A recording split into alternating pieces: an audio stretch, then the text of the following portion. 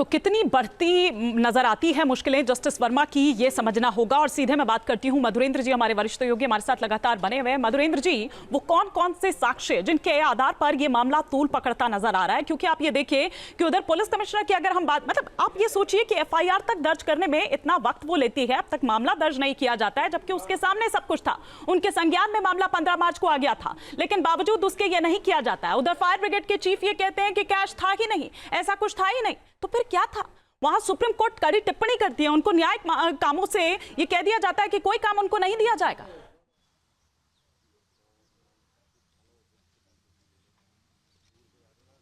देखिए, नोटकांड अब सिर्फ चारदीवारी के भीतर सीमित नहीं है, बल्कि वहां से निकलकर सड़क तक आ चुका है, कूड़े के ढेर तक आ चुका है। जले हुए नोट जो हैं वो पब्लिक डोमेन में है, उसका वीडियो पब्लिक डोमेन में है।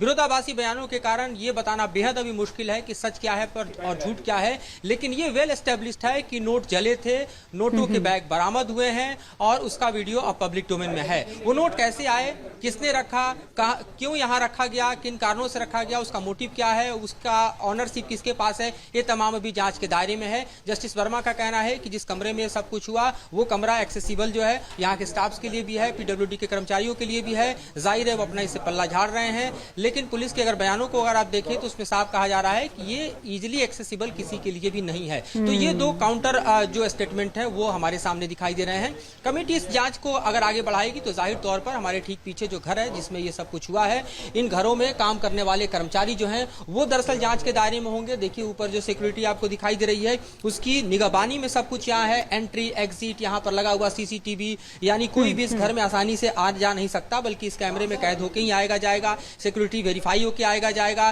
तो जाहिर तौर पर अगर बाहर से भी किसी ने जाकर नोट रखा तो वो भी एक रिकॉर्ड में पाया जा सकता है। उसके अलावा जो फॉरेंसिक जांच है वो दरअसल इस पूरे ही घटनाक्रम से कई परतें उठा सकती हैं, इसकी कलई खोद सकती हैं। तो फॉरेंसिक एविडेंस भी कलेक्ट किए जाएंगे, चाहे वो वीडियो वहां पर जो बनाया गया है उसकी हम साक्ष्य की बात करें, या फिर जो तमाम बयानात हैं वो दर्ज किए जाएंगे। जो फायर कर्मी यहाँ सबसे पहले पहुंचे उनके जो बयान है प्रथम दृष्टया वो दर्ज किए जाएंगे। तो जैसे जैसे आगे बढ़ेगी इसकी परतें धीरे धीरे खुलकर सामने आएंगी, परतें धीरे धीरे खुलकर सामने आएगी। और जांच की इस पूरी प्रक्रिया के बारे में हमारे एक और सहयोगी मोहित पक्षी भी इस वक्त हमारे साथ जुड़े हुए हैं। मोहित से मैं समझने की कोशिश करूंगी इस पूरी प्रक्रिया के बारे में मोहित, और साथ ही साथ क्योंकि ये अपनी तरह का अलहदा केस है, लेकिन उधर अमरेंद्र जी को आपने अगर थोड़ी देर पहले सुनाओ तो उन्होंने कहा कि ये कोई पहला मामला नहीं है, इससे पहले भी इस तरह के कई मामले जो हैं वो सामने आए हैं। मोहित,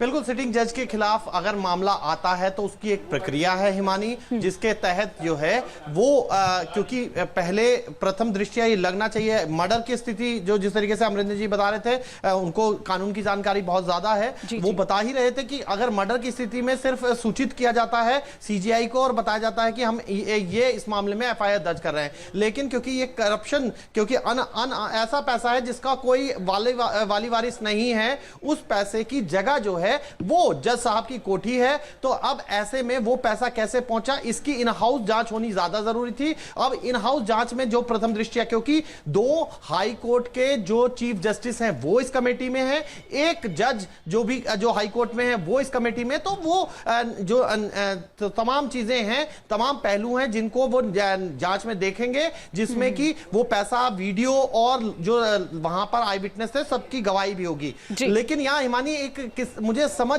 जो तमाम चीजें हैं उसको देखकर एक फिल्म का सीन याद आ रहा है। बॉस फिल्म थी एक, जिसमें रजनीकांत जो है वो ब्लैक मनी को अच्छे कामों के लिए वाइट करते हैं, तो अपने एक कबाड़ी दोस्त के यहाँ पर वो उसके यहाँ ऐसे ही खुला सा एक हाउस होता है और उसके अंदर बोरियों में भरकर नोट रख देते हैं। तो अब उसका सीन याद आ रहा है कि ऐसे अगर बोरियों में भरे हुए नोट आए तो वो कौन सी जगह से आ गए, क्या जमीन खोद के बाहर निकल गए, और अगर गेट से आए तो फिर इतनी बड़ी बड़ी बोरियां जो हैं वो क्यों नहीं दिखी, क्या ये बोरियां थोड़ा थोड़ा करके भरी गई? इन तमाम चीजों का, सवालों का जवाब फिल्म में तो हमें मिल गया था, अब रियल लाइफ में यहां मिलता है या नहीं? बिल्कुल आपने ठीक कहा मोहित, ये देखने वाली बात होगी। और मेरे सहयोगी मोहित जो कह रहे थे, आदिश जी मैं इसी पर आगे बढ़ाऊंगी कि कहां गई वो बोरियां, और ये जो वीडियोस हैं, ये जो फोटोज हैं, खुद जो सुप्रीम कोर्ट द्वारा जारी किए गए हैं, इन पर आपकी क्या टिप्पणी रहेगी? आपको लग रहा है कि ये झूठे हैं, और वो बोरियां कहां गई?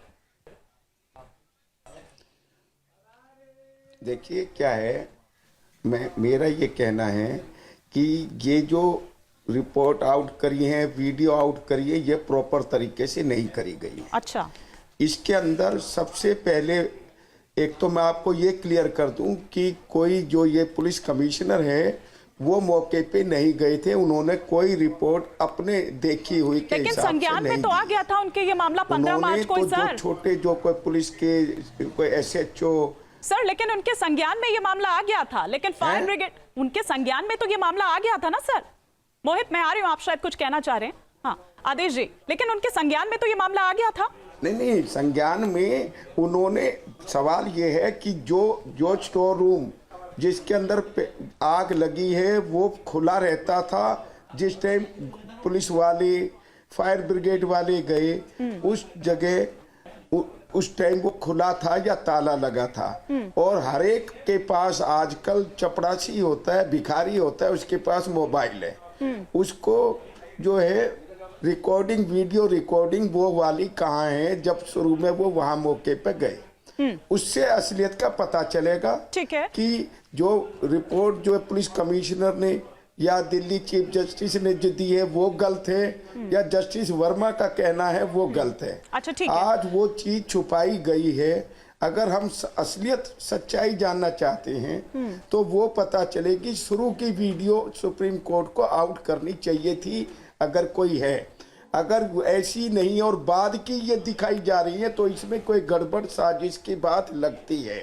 ठीक है। अगर ये चीज दिखा दे तो असलियत पता चल जाएगा कि भाई ये तो जो है ये कि भाई ये तो ताला लगा हुआ था, उसकी चाबी। एक तो मैं आपको ये क्लियर कर दूं कि कोई जो ये पुलिस कमिश्नर है वो मौके पे नहीं गए थे, उन्होंने कोई रिपोर्ट अपने देखी हुई के लेकिन हिसाब से संज्ञान में नहीं तो आ दी। गया था उनके ये मामला 15 मार्च को ही, उन्होंने तो सर। जो छोटे जो कोई पुलिस के कोई SHO सर, लेकिन उनके संज्ञान में ये मामला आ गया था, लेकिन फायर हैं? ब्रिगेड, उनके संज्ञान में तो ये मामला आ गया था ना सर। मोहित, मैं आ रही हूँ, आप शायद कुछ कहना चाह रहे हैं। हाँ आदेश जी, लेकिन उनके संज्ञान में तो ये मामला आ गया था। नहीं, संज्ञान में उन्होंने, सवाल ये है कि जो स्टोर रूम जिसके अंदर आग लगी है वो खुला रहता था जिस टाइम पुलिस वाले फायर ब्रिगेड वाले गए, उस जगह उस टाइम वो खुला था या ताला लगा था। और हर एक के पास आजकल चपरासी होता है, भिखारी होता है, उसके पास मोबाइल है, उसको जो है रिकॉर्डिंग, वीडियो रिकॉर्डिंग वो वाली कहाँ है जब शुरू में वो वहां मौके पे गए, उससे असलियत का पता चलेगा। ठीक है। कि जो रिपोर्ट जो पुलिस कमिश्नर ने या दिल्ली चीफ जस्टिस ने जो दी है वो गलत है या जस्टिस वर्मा का कहना है वो गलत है। अच्छा, ठीक है। आज वो चीज छुपाई गई है। अगर हम असलियत सच्चाई जानना चाहते हैं तो वो पता चलेगी। शुरू की वीडियो सुप्रीम कोर्ट को आउट करनी चाहिए थी अगर कोई है। अगर ऐसी नहीं और बाद की ये दिखाई जा रही है तो इसमें कोई गड़बड़ साजिश की बात लगती है।